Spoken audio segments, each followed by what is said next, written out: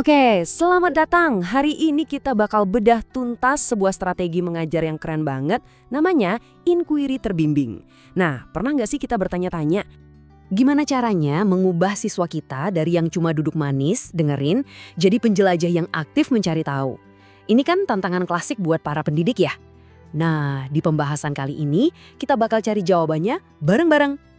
Dan jawabannya ada di metode inquiry terbimbing.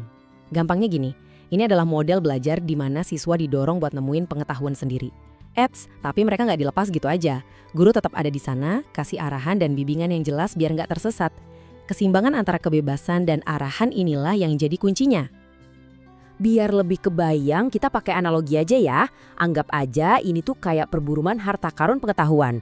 Nah, guru itu tugasnya nyiapin peta harta karunnya. Siswa, ya mereka para petualangnya. Metafora peta ini bakal jadi panduan kita sepanjang pembahasan. Oke, namanya juga peta ya.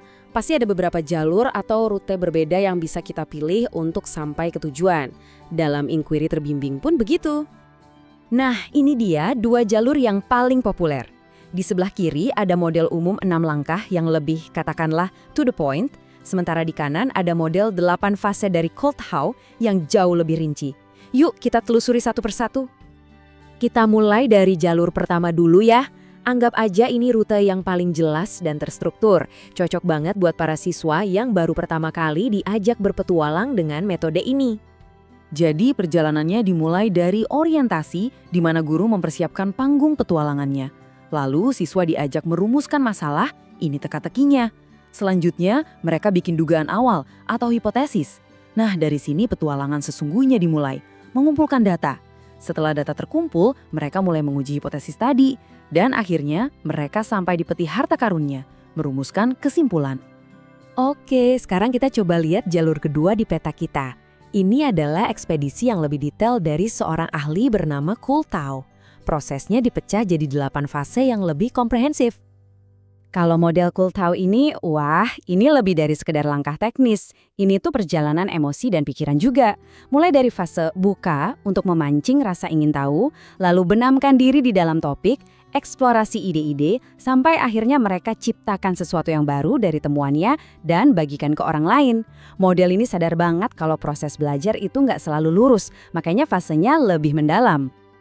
Kita udah ngomongin petanya, sekarang waktunya kita fokus ke elemen paling penting dalam petualangan ini. Siapa lagi kalau bukan sang pemandu, alias gurunya. Jadi apa sih sebenarnya peran mereka? Nah, ini dia poin krusialnya. Peran guru itu bergeser total. Guru bukan lagi kamus berjalan yang ngasih semua jawaban. Mereka jadi arsitek penemuan. Mereka yang merancang pertanyaan pemicu, menyediakan sumber daya, dan memfasilitasi diskusi. Jadi perannya sangat aktif dan strategis, memandu bukan mendikte. Dan ini strategi utamanya. Di awal petualangan, petunjuk di peta itu jelas banget. Tapi, seiring siswa makin jago, guru sengaja pelan-pelan membuat petunjuk itu jadi makin samar. Tujuannya, biar siswa dipaksa buat berpikir lebih kritis dan mandiri. Teknik brilian ini ada namanya loh, namanya scaffolding. Persis kayak perancah di sebuah gedung yang bakal dilepas kalau gedungnya udah bisa berdiri kokoh sendiri. Nah, bimbingan guru juga kayak gitu, dikurangi secara bertahap. Tujuannya satu, memberdayakan siswa jadi penjelajah mandiri di masa depan. Oke, kita udah bahas peta, udah bahas pemandunya. Sekarang pertanyaan puncaknya, harta karun yang kita kejar dari tadi itu sebenarnya apa sih? Dan ini dia jawabannya. Harta karunnya itu bukan sekedar nemuin jawaban yang benar di akhir. Bukan itu. Harta karun sejatinya adalah semua keterampilan yang mereka asah selama perjalanan. Kemampuan bertanya, menganalisis, sampai berpikir kritis. Di sini, proses itu sama berharganya dengan hasil. Harta karun ini wujudnya macam-macam. Tentu pemahaman materinya jadi jauh lebih dalam dan nempel. Tapi yang lebih penting, mereka belajar cara berpikir layaknya ilmuwan, mengasah nalar kritis, dan yang paling berharga, mereka belajar untuk bertanggung jawab atas proses belajar mereka sendiri.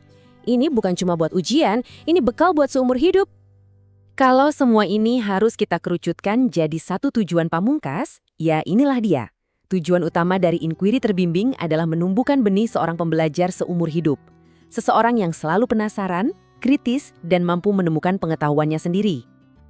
Jadi, setelah kita lihat petanya dan tahu harta karun apa yang menanti, sekarang pertanyaannya kembali ke Anda.